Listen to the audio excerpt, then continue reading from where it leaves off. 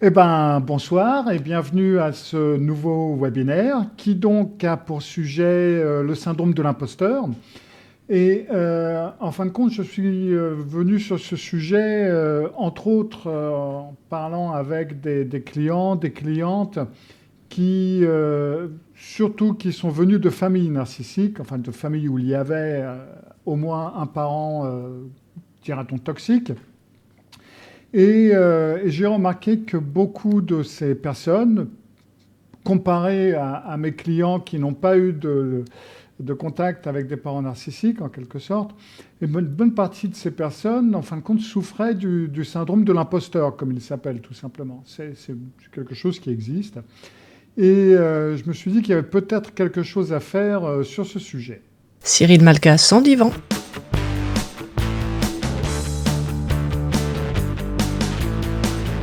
Cyril Malka.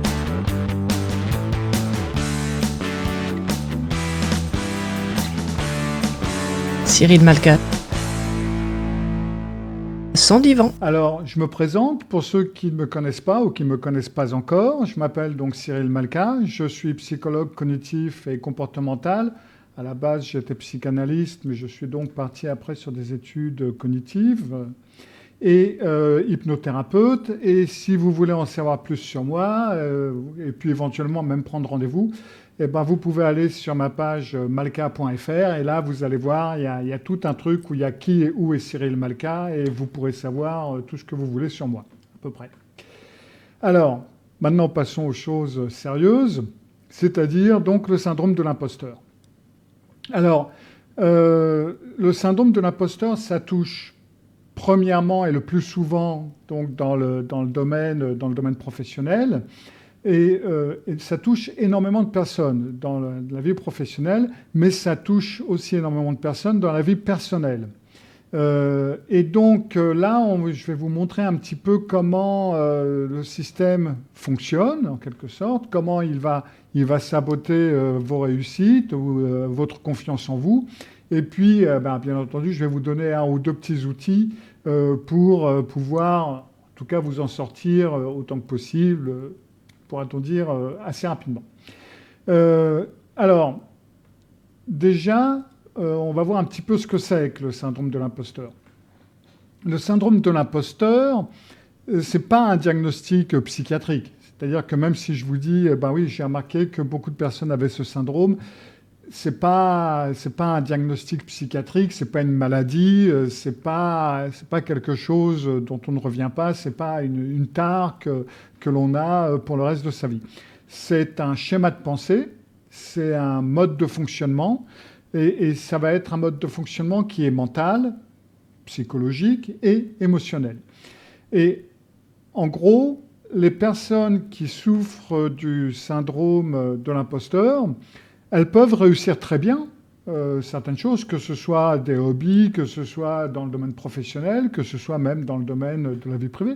Elles vont réussir très bien leur boulot, mais elles vont constamment avoir l'impression de tromper les autres. Et puis, elles ont toujours peur d'être, entre guillemets, démasquées. Un petit peu comme si un jour, ils vont se rendre compte que en fin de compte, je ne suis pas aussi fantastique que ça. Un jour, il va se rendre compte que je suis nul. Un jour, ils vont se rendre compte que j'ai eu de la chance. Un jour, ils vont se rendre compte que je ne suis pas compétent, en quelque sorte. Un petit peu comme si l'imposteur ou la personne qui souffre du syndrome de l'imposteur a cette idée qu'elle ne mérite pas le succès. Que c'est un coup de chance si elle a réussi telle ou telle chose. Et en plus, dans le domaine, que ce soit dans le domaine professionnel ou privé d'ailleurs, mais dans le domaine professionnel, je vais avoir des réponses si je parle à quelqu'un qui a ce syndrome et que je lui dis, vous voyez bien, vous avez réussi telle et telle présentation, ou vous avez réussi tel et tel projet, ça s'est super bien passé, ça a super bien marché, c'est donc bel et bien la preuve que vous savez ce que vous faites. Ah bon, ouais, mais ça a été vachement difficile. Oui, oui, mais les autres, c'est plus facile. Vous vous basez sur quoi pour savoir que les autres, c'est plus facile pour eux? Oui, parce que je l'ai vu sur Instagram. Oui, c'est sûr que les mecs, quand ils vont poster sur LinkedIn ou Instagram ou ce que vous voulez, Ils ne vont pas vous dire j'ai eu vachement de mal à réussir ce projet, j'ai eu beaucoup de mal à faire ceci, à faire cela. Oui, non, ils ne vont pas dire. Ça va être ça je l'ai fait en un tour de main.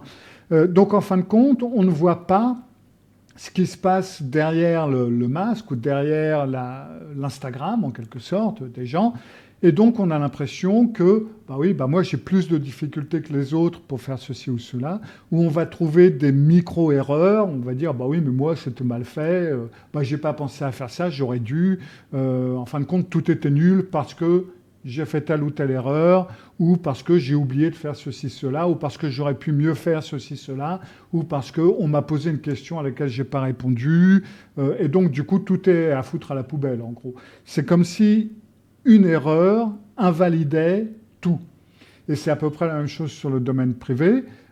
Il m'aime ou elle m'aime, mais quand elle va se rendre compte que je fais mal ceci ou cela, tout va se casser la gueule. Elle va se rendre compte qu'en fin de compte, non, quoi, je vaux pas le coup ou je suis nul.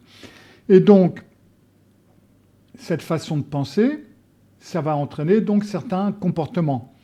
Et ces comportements vont être de la procrastination, très souvent. D'ailleurs, j'ai fait une vidéo sur la procrastination il n'y a pas longtemps, où ça va être un auto-sabotage. Et puis, en plus de ça, vous allez voir de l'anxiété, du stress, de la baisse de confiance et un sentiment permanent de ne pas être à la hauteur. Et puis aussi, cette idée de ne pas... Ça va entamer votre créativité parce que vous n'allez pas oser faire certaines choses, vous n'allez pas oser mettre certaines choses au point parce que dès le départ, vous allez vous dire mais ça va pas marcher, ça va faire une erreur, ça va être, etc. Et donc, du coup, ça va renforcer le syndrome de l'imposteur et puis la roue tourne dans le mauvais sens, en quelque sorte. La procrastination, pourquoi on procrastine? C'est relativement simple. Parce que tout simplement, on ne peut pas entamer de projet, que ce soit un projet personnel ou que ce soit un projet professionnel, parce que on va vouloir que tout soit parfait. Or, j'ai une mauvaise nouvelle pour vous, vous n'êtes pas parfait, vous allez faire des erreurs, et on ne peut rien faire parfaitement. Si on arrive un moment où on peut toujours faire mieux, heureusement encore, en fin de compte. Donc rien ne sera parfait de toute façon. Donc du fait où on se place la barre extrêmement haute, on n'ose pas s'y mettre parce qu'on va se dire mais je vais encore tout planter, je ne vais jamais pouvoir faire ça, je ne vais pas avoir le temps, je n'ai pas les compétences nécessaires, etc. Et donc du coup, on s'auto-sabote et puis éventuellement on va faire un truc au dernier moment sous énormément de stress et donc le projet, il ne va pas être parfait, il va y avoir des erreurs que vous n'auriez peut-être pas fait si vous n'aviez pas été sous le stress et donc du coup ça va vous conforter. Ça, c'est l'auto-sabotage. Ça va vous conforter dans le fait où vous allez vous dire, oui, tu vois, c'est nul. Je ne suis pas capable de le faire, je ne peux pas, je stresse, etc., etc. Donc, tout ce principe, ça va, en fin de compte, ça va renforcer le syndrome de l'imposteur, qui va renforcer cette façon de penser, qui va renforcer le résultat, qui va renforcer le syndrome de l'imposteur.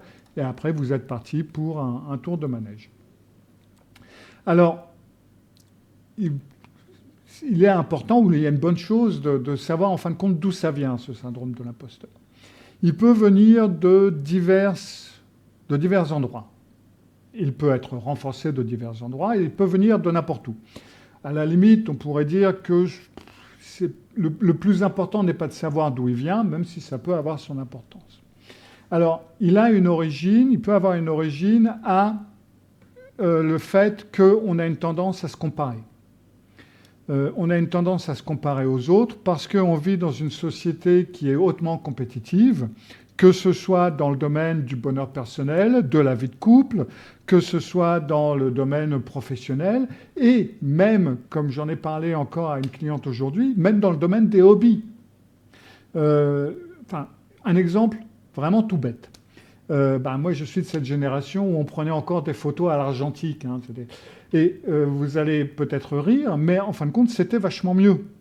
Parce que quand on prenait des photos, moi j'avais un Polaroid, donc c'était pas tout à fait ça, mais quand on prenait des photos, vous ne pouviez pas voir le résultat avant d'avoir mis la pellicule à être devenue des photos, comment ça s'appelle? Oui, bon, bref. À développer, voilà. Il fallait mettre la pellicule à développer. Donc, en fin de compte, c'est seulement quand vous receviez vos photos que vous pouviez voir, bon, bah, celle-là, elle est ratée, tiens, celle-là, elle est pas mal. Des photos que vous aviez prises par hasard étaient vachement bien. Des photos que vous aviez prévues étaient vachement mauvaises. Et puis voilà. Et donc, on pouvait avoir un hobby qui s'appelait photographie. Moi, c'était un de mes hobbies. J'aimais bien me balader, prendre des photos, machin, etc. Et puis voilà. Mais aujourd'hui, déjà d'un côté, on prend les photos en numérique, c'est-à-dire que tout de suite, vous pouvez voir le résultat. Et tout de suite, vous allez pouvoir voir, ah ouais, non, ça c'est mauvais, ça c'est pas bon, etc. Et aujourd'hui, les gens ne peuvent plus avoir un hobby sans devoir aller sur YouTube, machin et trucs, pour voir quelles sont les meilleures techniques de prise de vue, quelles sont les meilleures techniques de photo. Ils vont prendre un programme Internet en 25 leçons sur comment prendre de bonnes photos, à quoi il faut penser, ils vont comparer avec d'autres personnes, etc. Donc même dans ces domaines qui logiquement devraient être, pourrait-on dire, une façon de se reposer, de faire quelque chose qui vous plaît, c'est devenu compétitif. Donc du coup, si vous avez un petit peu le syndrome de l'imposteur, et on peut tous l'avoir un petit peu à un degré plus ou moins élevé, eh ben, si le vôtre est relativement fort, bah, du coup, vous allez arrêter de faire des hobbies, d'avoir des hobbies. Parce que vous n'allez pas oser en parler. Bon non, si quelqu'un vous demande ce que vous aimez faire, j'aimerais bien lui dire que je fais de la randonnée, mais la randonnée, c'est juste dans le petit bois à côté. Et vous attendez quoi? De faire des randonnées au Kilimanjaro pour vous dire que vous faites des randonnées? Ben oui, ben oui. Et il faut que ce soit instagrammable, en quelque sorte. Donc, il y a cette attente d'être parfait et de faire les choses parfaites qui est renforcée par les réseaux sociaux, par la compétition que l'on peut avoir. Et donc, cette compétition, elle va être dans le domaine professionnel, elle va être dans le domaine personnel, donc vis-à-vis des personnes que vous aimez ou de qui vous voulez être aimé, dans le domaine des hobbies. En fin de compte, c'est dans énormément de domaines. Donc déjà, vous avez ça. En plus, on a chacun notre bagage de la maison. Et donc, si vous avez des parents, si vous avez eu un ou des parents narcissiques ou toxiques d'une façon ou d'une autre, qui vous ont dénigré régulièrement. De toute façon, t'es nul, tu sais jamais rien faire. Moi, à ton âge, moi, quand j'avais 5 ans, j'en avais déjà 7.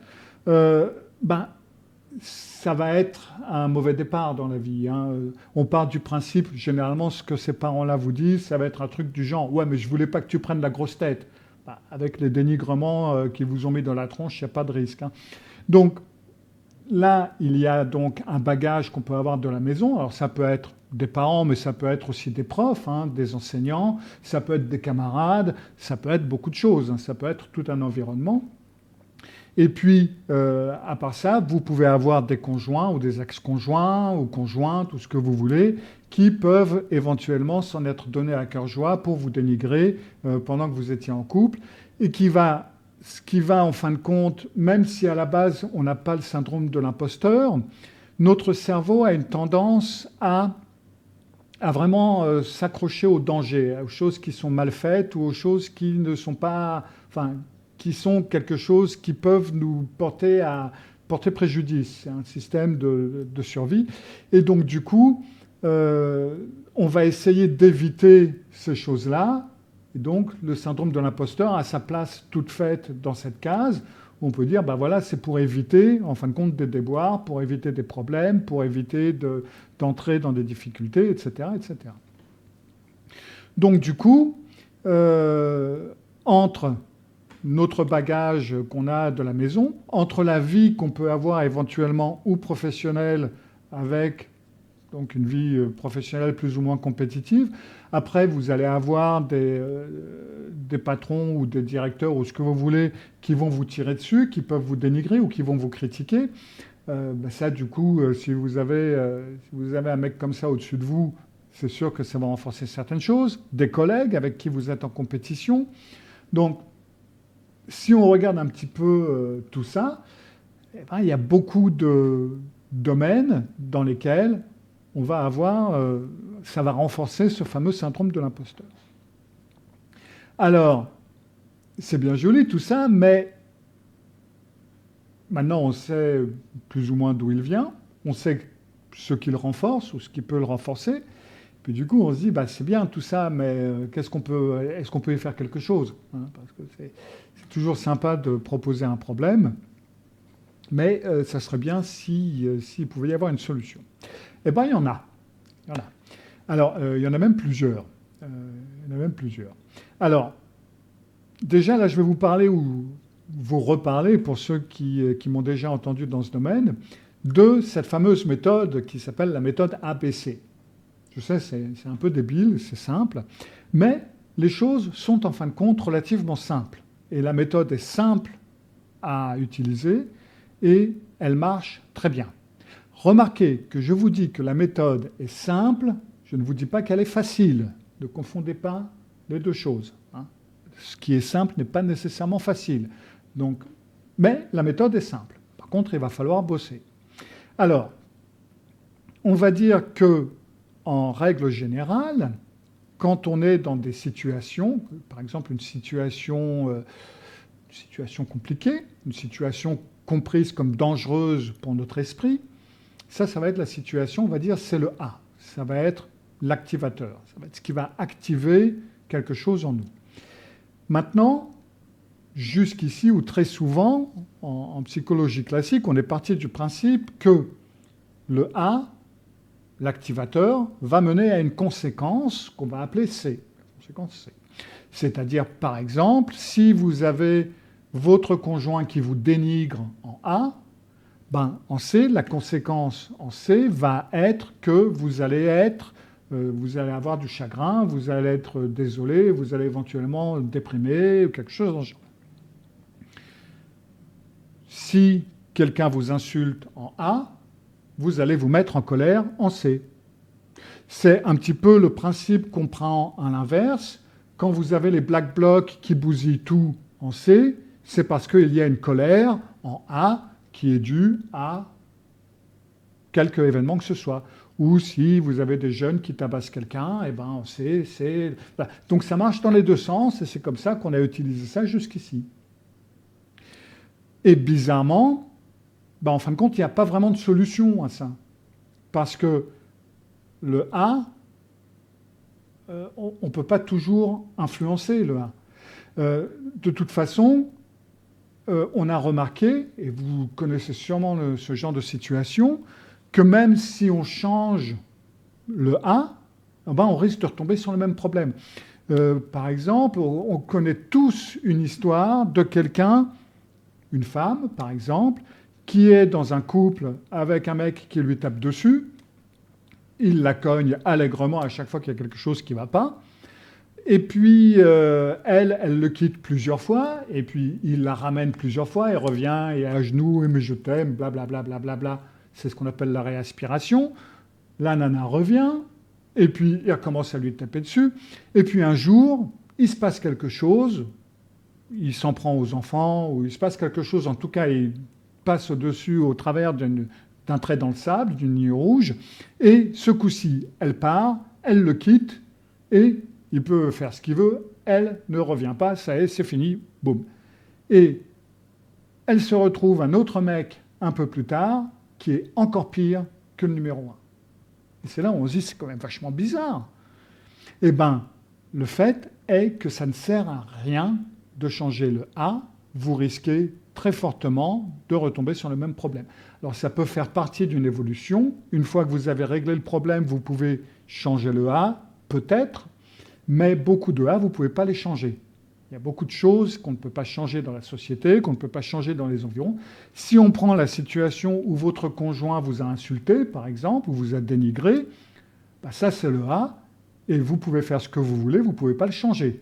La seule personne qui peut changer votre conjoint, c'est votre conjoint. S'il ne veut pas changer, il ne changera pas. Point à la ligne. Vous pouvez faire exactement tout ce que vous voulez. Le A ne changera pas. Donc le A, la situation, elle n'est pas toujours interchangeable, elle n'est pas toujours changeable. Ça se dit ça, changeable? On ne peut pas la changer en tout cas. Par contre, ce qui est erroné, c'est que le A mène au C. Parce que ça voudrait dire que chaque conjoint ou conjointe qui dénigre son conjoint ou conjointe, le conjoint en question sera déprimé. Or, ce n'est pas vrai. Il y en a qui sont déprimés, il y en a qui se mettent en colère, il y en a qui n'en ont rien à battre, il y en a qui le prennent plutôt bien, il y en a qui... Bon, voilà. Enfin bref. Or, logiquement, le même A devrait mener au même C. Si on suit cette logique qui est utilisée un petit peu partout, voilà. Or, c'est pas vrai. Et pourquoi c'est pas vrai? C'est parce qu'entre le A, l'activateur, et C, la conséquence, il y a un B. Alors, le B, en anglais, c'est bien pratique parce que c'est belief, croyance. Malheureusement, en français, croyance, ça commence par un C, donc c'est un peu con. Mais en fin de compte, vous avez votre système de croyance en B. Et ça, oui, ça, vous pouvez le changer. Parce que si vous avez une situation en A, par exemple, vous allez avoir un examen, ou une évaluation, dira-t-on. En A, vous avez une évaluation. Ça peut être donc un examen, ça peut être le permis de conduire, ça peut être un entretien d'embauche, ce que vous voulez. En A, vous avez votre évaluation. Si en B, vos croyances sont « Oh là là là là, je ne vais jamais réussir, je ne vais jamais réussir. Et pourtant, il faut que je réussisse, parce que si je ne réussis pas, ma vie est finie, tout va se planter. Mais je suis nul, et en plus, je suis nul dans cette matière. Ça va être quasi impossible. » En C, vous allez avoir de l'angoisse. Et dans ce cas-là, si vous allez à l'examen en question, parce qu'il y a de fortes chances pour que vous tombiez malade, que vous vous tordiez la cheville ou que vous n'osiez pas y aller, tout simplement, mais si vous y allez, vous allez être dans un tel état de stress que vous allez être totalement bloqué et que oui, il y a fortes chances pour que ça se passe relativement mal. Si la même personne, dans la même situation, au lieu de se dire ce genre de choses, se dit « c'est un examen super important, il faut vraiment que je fasse de mon mieux pour le réussir », bon, si je le rate, je trouverai autre chose, il faudra que je trouve une autre. Ça risque d'être chiant, mais bon, c'est pas une catastrophe. Mais il faut vraiment que je fasse de mon mieux. La personne va être nerveuse, c'est normal. Elle va être inquiète, c'est normal aussi. Mais elle ne va pas être angoissée et elle ne va pas être bloquée de la même façon. Donc, une situation en A qui est négative, par exemple une critique de votre directeur ou une critique d'un collègue ou ce que vous voulez ou de quelqu'un que vous aimez bien, quelque chose qui est une critique. Alors je parle d'une critique, je ne parle pas d'un dénigrement. Hein. On peut tous utiliser des critiques constructives. Si vous avez votre patron qui vous dit « dis non, sur ce coup-là, tu aurais pu mieux faire parce que tu as oublié de parler de ci et de ça, ça c'était pas top », bon, c'est une critique. Hein, il y a un but, il y a quelque chose de totalement logique dans la critique que vous pouvez changer, que vous pouvez apprendre, vous pouvez évoluer, vous pouvez obtenir des compétences supplémentaires. Si votre patron vous dit « tu es totalement nul, tu n'as vraiment rien foutu, c'est totalement nul ce que tu as fait », ça c'est un dénigrement, ce n'est pas une critique. Ça, vous ne pouvez pas l'utiliser à quoi que ce soit. Donc, par contre, donc le A, vous ne pouvez pas le changer, mais le B, votre croyance, vous pouvez parfaitement l'influencer. C'est-à-dire que vous recevez un compliment A, plutôt que de vous dire « oh là là, je ne le mérite pas, il se trompe et il va se rendre compte que… », dites-vous, apparemment, il a bien apprécié ce que j'ai fait quelque chose de bien, pas mal, ça veut dire que je peux utiliser plus dans ce domaine, ou je peux évoluer plus dans ce domaine, ou je peux travailler plus, faire ceci, cela, c'est un petit peu dans ce genre-là, et voilà. Enfin, je veux dire, c'est pas parce que le mec il croit que vous êtes parfait, hein, si vous fait un compliment. Il peut vous dire ta présentation a été parfaite, c'est bien. Si vous avez fait un travail parfait, pourquoi pas? Ça ne veut pas dire que vous êtes parfait. Ça veut dire que vous avez fait un travail parfait. Ça veut dire prenez-en de la graine, répétez le truc. Voyez ce qui a bien marché, pourquoi ça a bien marché, utilisez-le. Si quelqu'un vous dit « tu es belle, je t'aime », vous n'allez pas lui dire « oh, oui, non, t'as vu comment je suis maquillée aujourd'hui ?» Ah non. S'il vous trouve belle, il vous trouve belle. Dites merci. Notez le maquillage que vous avez ou les fringues que vous avez, et puis voilà. Donc, point de vue critique ou point de vue compliment, surtout quand on souffre du syndrome de l'imposteur, il est extrêmement important de travailler vos croyances. C'est-à-dire que si vous ressentez ou si vous avez Cette idée de « oh là là, bah oui, mais bon, il se trompe » ou bon, bah, c'était un coup de chance. Ne prenez pas ça comme une vérité, mais prenez ça comme un signal d'alarme, un voyant rouge qui vous dit « là, mon pote, tu es en train de déconner. Tu es en train de penser une connerie. » Ce n'est pas le résultat de quelque chose, à part le résultat que vous êtes en train d'utiliser une croyance totalement irrationnelle. Donc ça doit être un signal d'alarme qui vous dit « Ok, Pépère, tu déconnes. Qu'est-ce que je suis en train de penser? Pourquoi je suis en train de me dire bah, ils ne sont pas rendus compte ou ceci ou cela? Comment est-ce que je peux combattre ça ?» Bon. Il m'a dit qu'il a trouvé que ma présentation était parfaite, ou il avait trouvé que mon travail était bien fait, ou il a trouvé que je suis beau, que je suis intelligent, ce que vous voulez. Bon, bah, c'est parce que je donne cette impression. Eh bien, c'est bien. Ou eh ben, bon, ben, ça veut dire que j'ai effectué ce travail-là de façon correcte. Parfait. Prenez-en de la graine, apprenez. Si c'est une critique, même principe. Bon, ben ça, c'était pas bien, ça veut pas dire que je suis nul, ça veut dire que là, ben, j'ai pas fait le travail comme il le fallait. Est-ce que c'est parce que vous avez besoin d'aide? Est-ce que c'est parce que vous avez besoin de quelqu'un pour vous donner un coup de main? Est-ce que c'est parce qu'il faut travailler plus sur tel ou tel domaine? Après, c'est à vous de voir. Donc, en gros, vous ne pouvez pas changer Léa, mais vous pouvez parfaitement changer vos croyances. Vous en êtes parfaitement maître ou maîtresse, et c'est à vous donc de faire ce travail.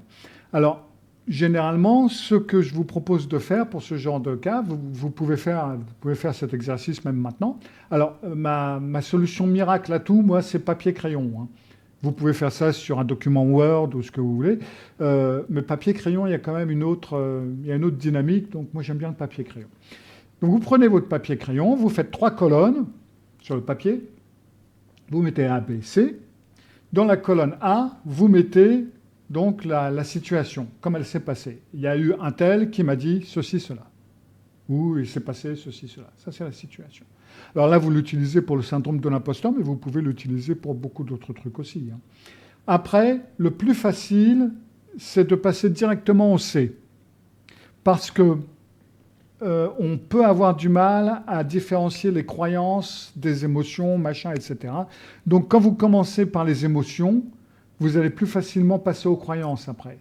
Ou vous risquez de mettre des croyances dans les émotions, etc. Donc ça, c'est pas un souci. Donc vous mettez ce que vous avez ressenti. Bon, là, je me suis dit, oui, bon, bah, c'est parce que j'ai eu de la chance, ceci, cela, etc. Et puis, après, vous allez sur le B et vous mettez vos croyances. Qu'est-ce que je crois? Oui, bah, je crois que les gens vont finir par me démasquer, ou je crois que je suis totalement nul, etc., etc. Une fois que vous avez vos croyances, après, vous allez les fixer. Et voir un petit peu quelles sont les croyances qui sont rationnelles, donc par rapport à la situation, et quelles sont les croyances qui sont irrationnelles. Est-ce que, par exemple, si le fait que votre collègue vous a dit « Putain, t'as super assuré sur ce coup-là », si vous dites « je suis nul », est-ce que la croyance est par rapport à cette situation? À moins que vous pensiez que votre collègue est totalement crétin et que le monde autour de vous est totalement crétin et ne sait pas de quoi il parle, mais ça fait quand même beaucoup.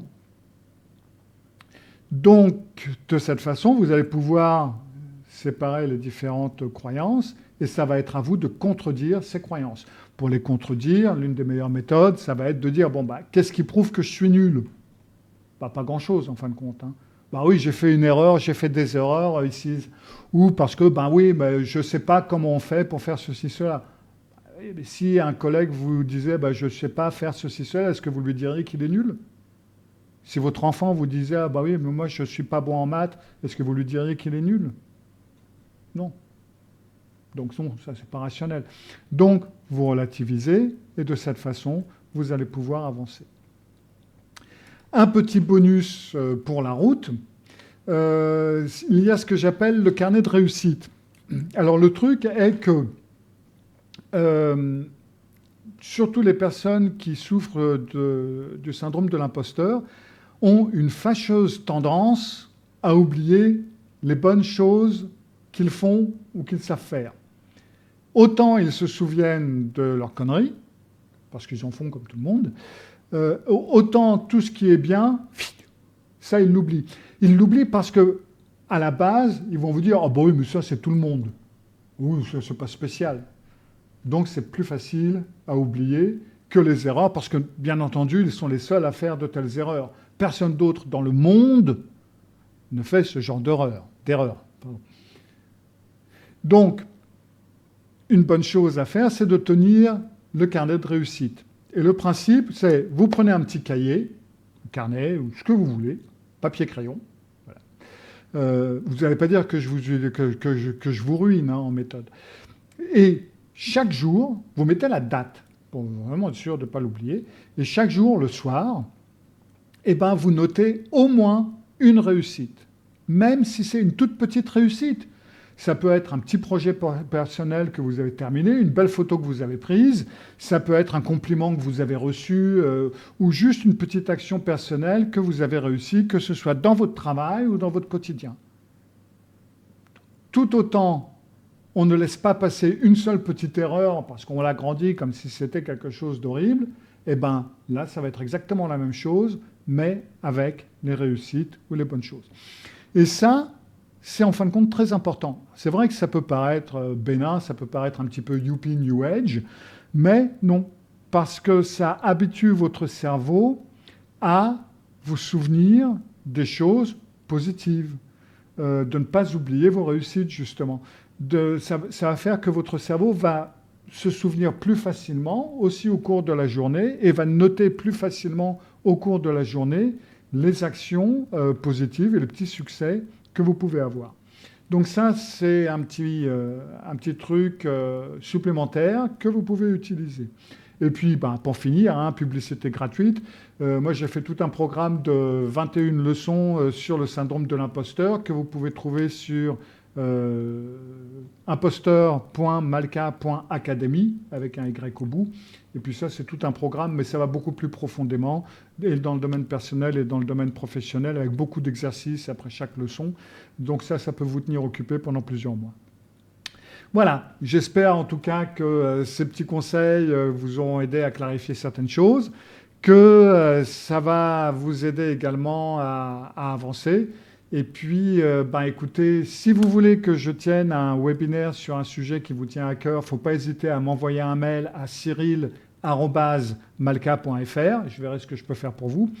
Et puis sans ça, je vous retrouve le mois prochain, donc au mois d'octobre, pour un nouveau webinaire sur un autre sujet. Merci d'être venu. Je peux voir qu'il n'y a même pas eu de questions. Là, tout le monde a... J'espère que vous avez noté. Et puis, écoutez, bonne soirée, bonne fin de soirée, et puis à bientôt. Au revoir. Cyril Malka, sans divan. Cyril Malka,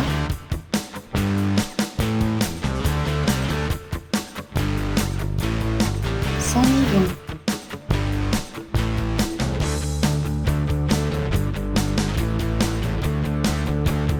Sans divan.